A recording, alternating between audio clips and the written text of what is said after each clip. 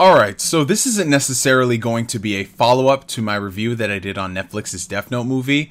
This is going to be something that I spoke very briefly on in the beginning of the video that I honestly should have expanded upon more. Because as I was reading through the comments of the video, also, we are currently at 35,000 views and over 1,500 likes with 1,000 comments. So yeah, shout out to y'all, man. If you're rocking with me, then I'm rocking with y'all. Anyways, getting back onto the point of this video. In that video, I saw a lot of people who were, I don't want to necessarily say picking apart my adaptation angle, but they were kind of, I guess, confused by what I meant about something being faithful to the source material. And I know I've done this video before in the past on numerous occasions, and I've talked about it in podcasts, but considering that we are talking about it once again, we might as well just do a fucking remake of it, you know what I'm saying? So yeah, this video I'm going to be talking about adaptations, remaining faithful to the source material, and why I think a lot of people misconstrue the concept of being faithful. Because this is something that is very, very prevalent in whatever sphere you're in, whether it be movies, comic books, anime, manga, cartoons, etc. When it comes to translating one form of entertainment into another, you always run into the idea of remaining faithful and what is faithful. It's really sad that nowadays we've run into this. I don't know where this notion came from, that you either have to remain 100% faithful to the source material and be a carbon copy in order to be perceived as good, or you have to start making so many different changes that it doesn't even resemble the source material at the end of the day in order to carve your own niche in the world. Like, these two polar opposite mindsets is where we're at today.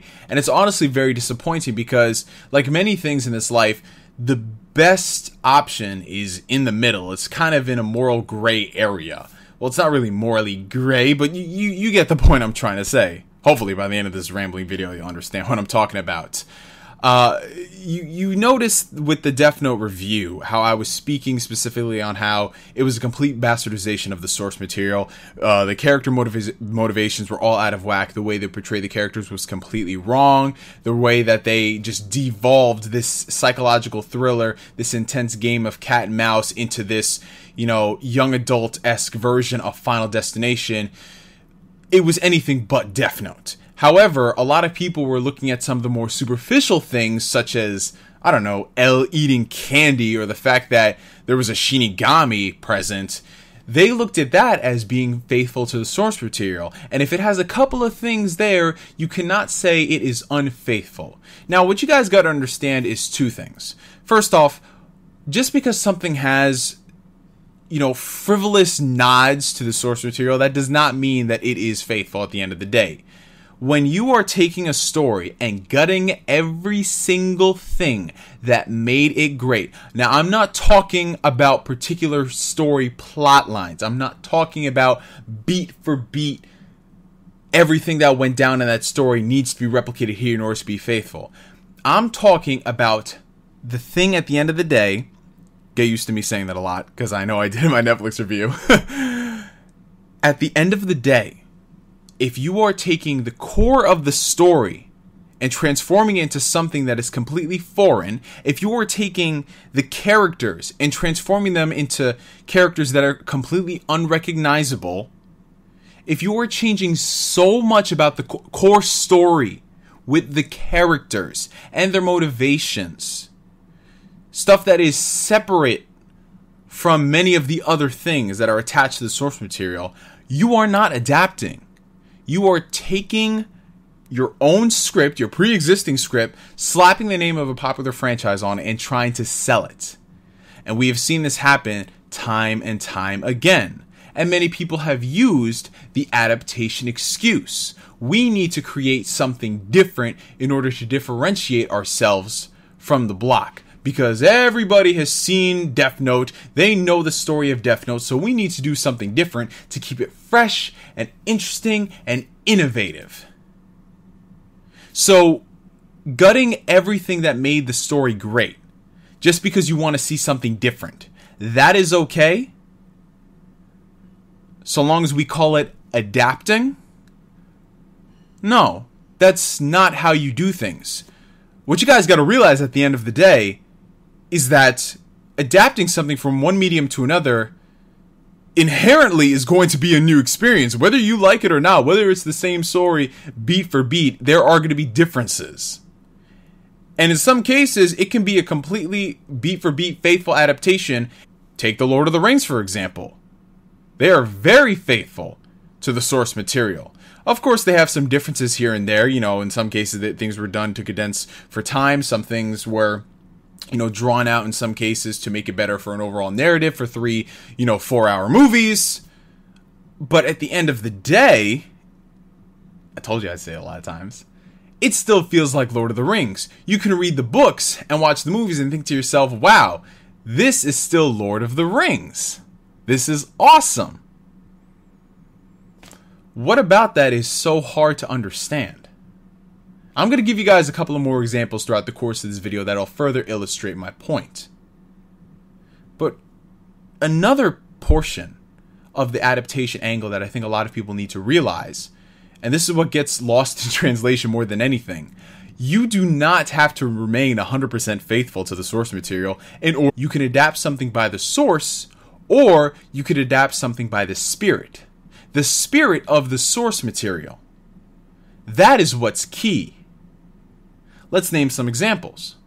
Some things that were adaptations that were very different than the source material. Completely different than the source material. But it still felt faithful. And I'm going to give both examples from, both the West and the East, from anime and from comic books. Let's start with some comic book movies. Captain America Civil War. It's based off of the Civil War comic. Now, anyone out there who's read Civil War or knows about the Civil War comic, you know that there are very, very major differences and reasons why Marvel couldn't properly adapt the story. However, what they were able to do was merge the core of the Civil War story, which was what? The concept of authoritarianism versus personal responsibility. The idea that even though we have these crazy powers and we attract all of these bad guys, we're still the best chance this Earth's got at protecting itself. That's the main theme of the story. Should we become pawns of the government should we sacrifice our freedom in order to have a false sense of security? Or should we take things for what they are and just move on with our lives? And just take it day by day. And that's what the movie did.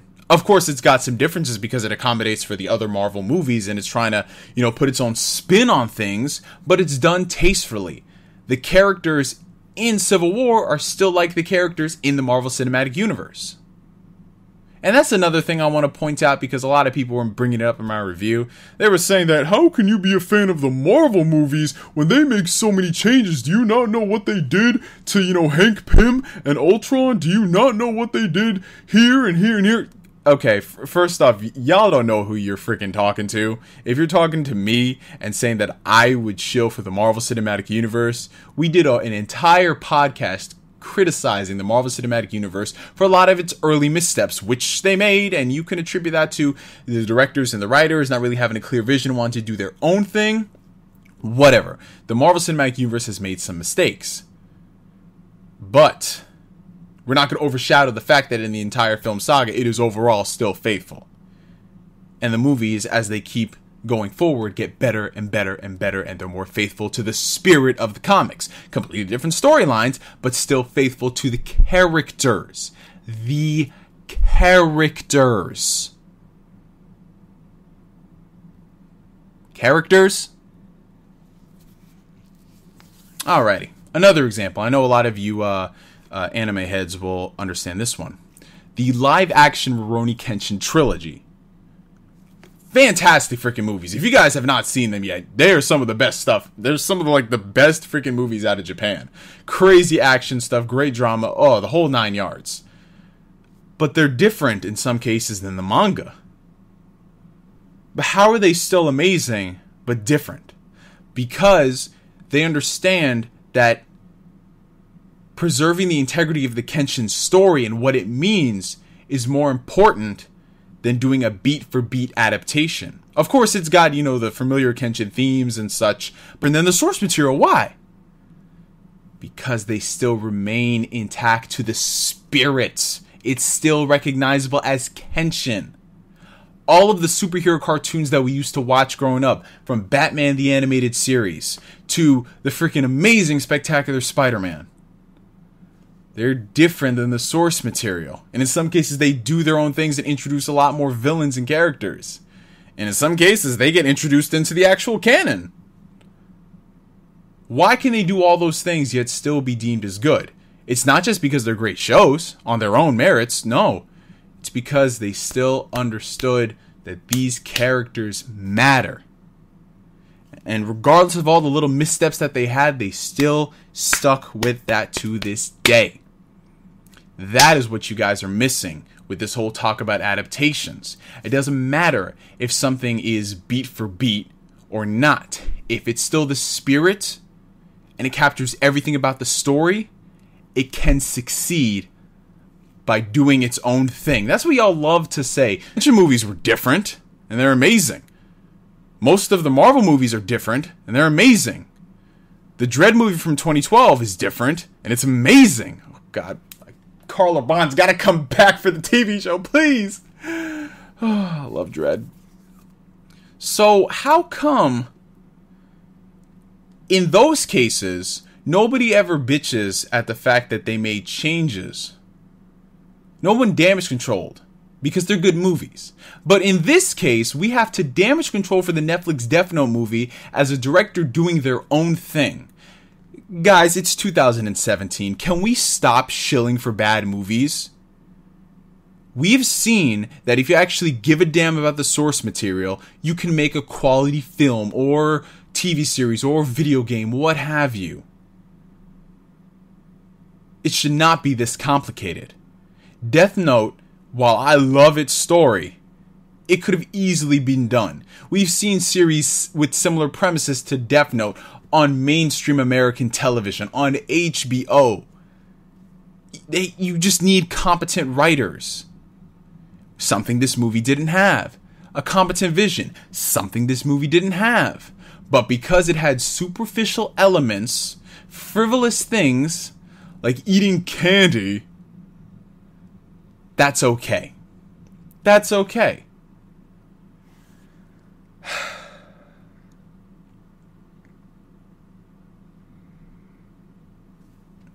When you have a story and you take it and you make it so it doesn't even resemble the story, from characters to the just overall themes, you are not adapting. You are not. I'm sorry. You can call this pretentious all you want, but you are not.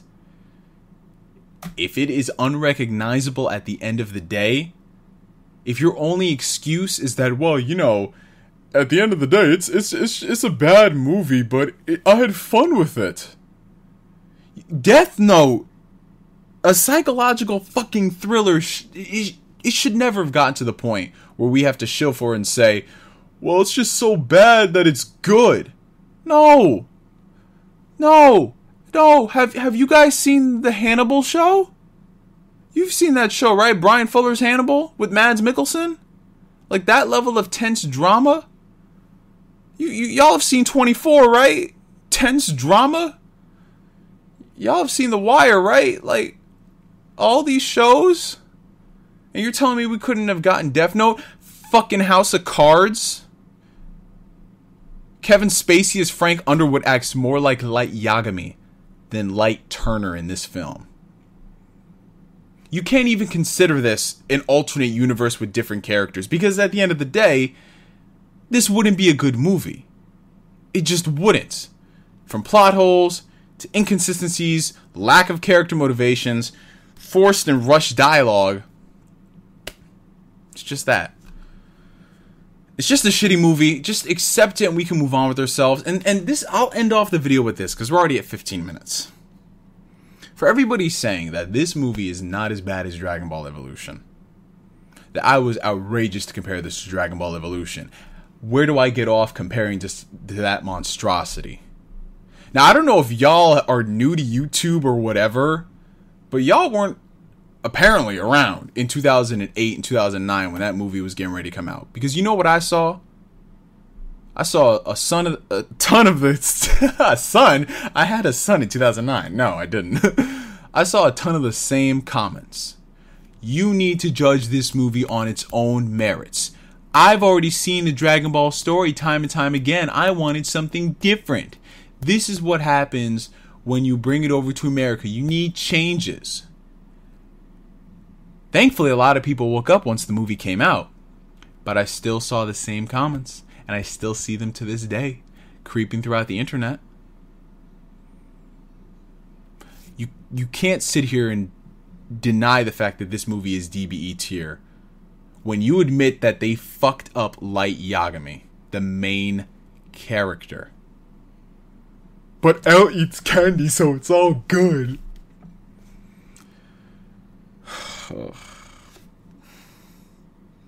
I need to instant transmission the fuck out of here.